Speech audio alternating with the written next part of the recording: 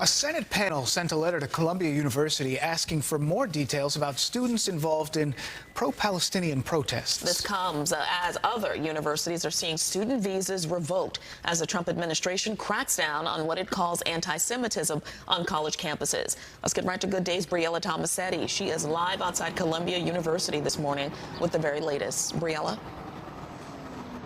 Tashani and Dan, good morning. According to the New York Times, that Senate committee wants Columbia to provide more information about Students for Justice in Palestine, a group that was at the center of last spring's protests. The paper reports that lawmakers have asked the university to turn over all records pertaining to the group and its on-campus activities. The Times says the Senate committee's demand was disclosed in a court filing this week connected to a lawsuit brought on by 7 students at Columbia University in Barnard College, plus Mahmoud Khalil, the former Columbia student the Trump administration is trying to deport.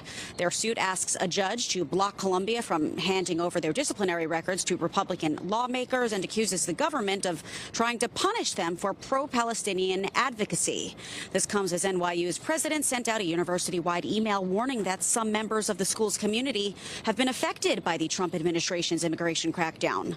A spokesperson for NYU wouldn't mention how many students or faculty members were affected, but according to the school paper last month, an adjunct professor fled to Canada after her student visa was revoked.